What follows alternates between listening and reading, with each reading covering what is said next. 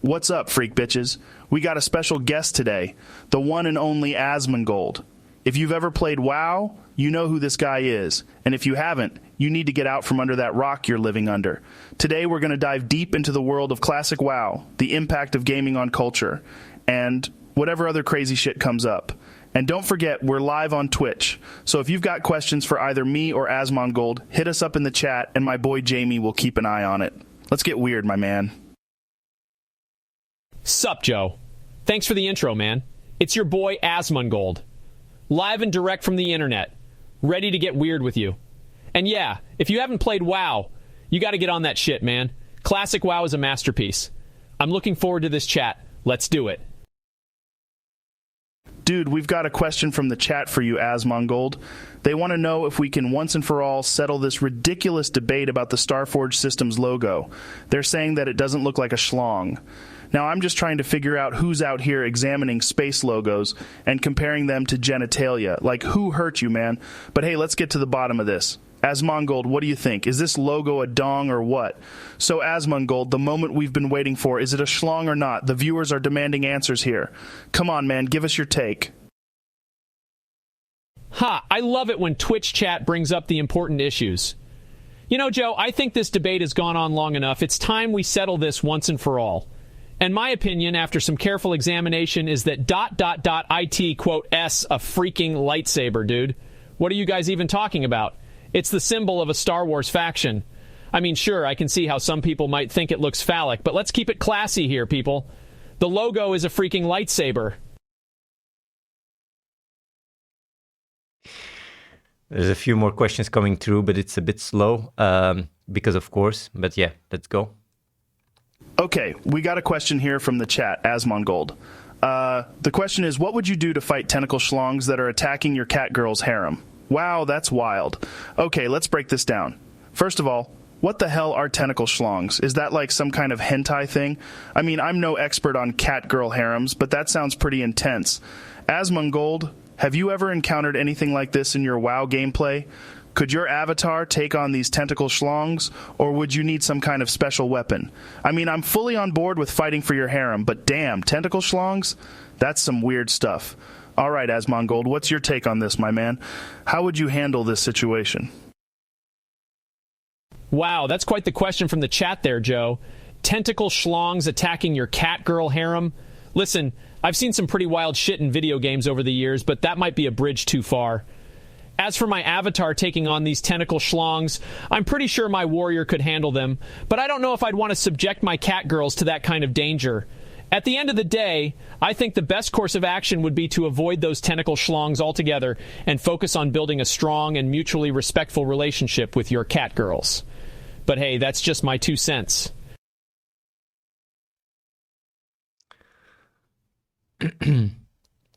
We're gonna have some. We're gonna have a few more questions here for Joe Rogan and Asmongold, and then we will move to astronomy with George Carlin. All right, my man, we got Radicans in the chat with a question for Asmongold. They want to know about the sword. What's up with the sword, man? Now, personally, I've got a theory that swords are the ultimate symbol of power. Like, you ever see Braveheart? That dude had a big-ass sword, and everyone was like, oh, shit, we got to listen to this guy. And don't even get me started on lightsabers. Anyway, Asmongold, tell us about the sword.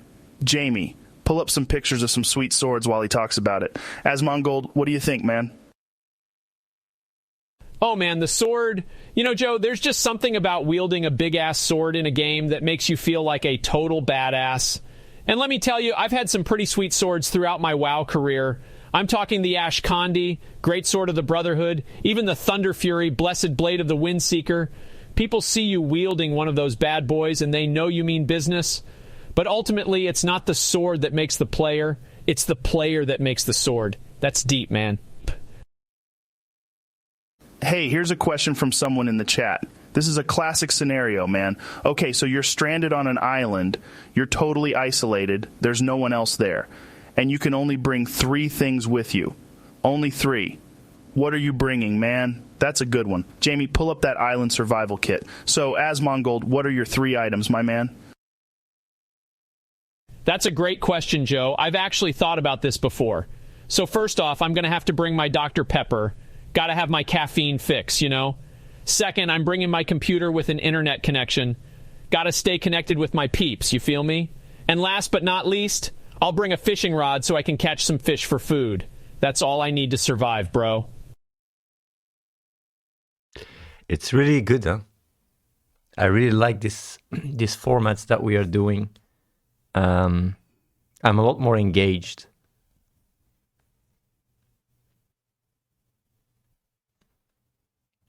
Joe doesn't really need to respond, because if he would also respond on top of it, I think the show would be too much Joe.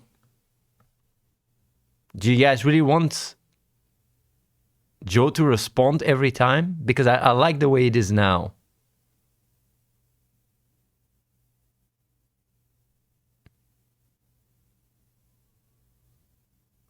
Joe, you guys want him? Let's do a vote if you guys want. Man, know what you want, like, because it requires work to implement these things. But if you guys say it, like, make Joe respond, we can do that. We can work on that. But you got to imagine. So it will be Joe asks a question and a little bit of explanation. Asmongold responds. Joe responds. And now Joe asks a new question with some explanation. You get me? So that's twice Joe. So like it's literally like 65%, 66% of the content will be Joe. Rather now it's 50-50. So let's still do a quick vote here and see what you guys think. So does Joe Rogan respond yes or no? You guys can say yes or no. Joe Rogan responds to what the guest says, yes or no.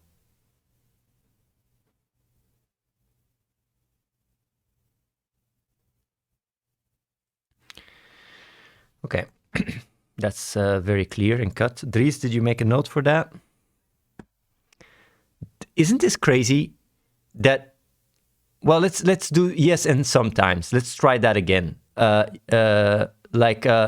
Joe responds always or sometimes. Always or sometimes. Let's go. Always or sometimes.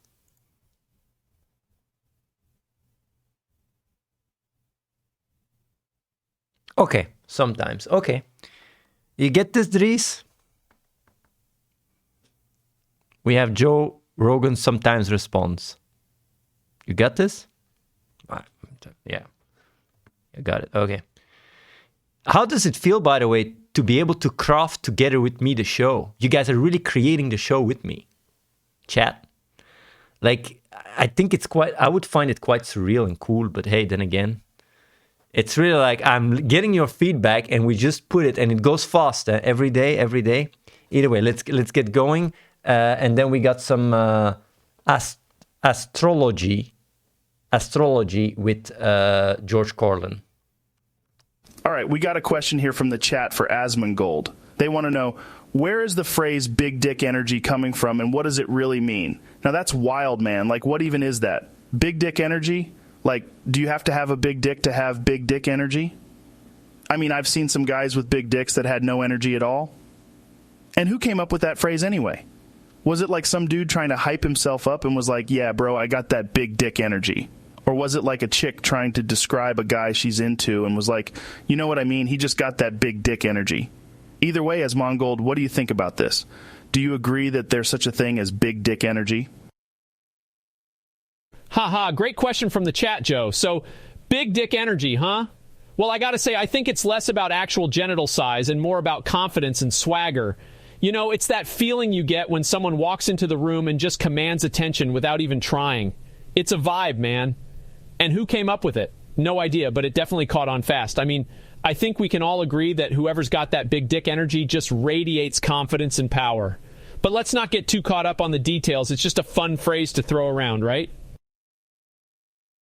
Hey guys, we've got a question here from the chat. Someone wants to know, how do I craft a girlfriend? Laughs.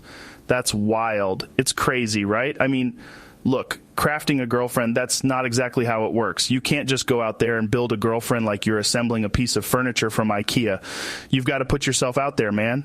Meet people, socialize, maybe join a club or a gym or something, but you can't force it, man.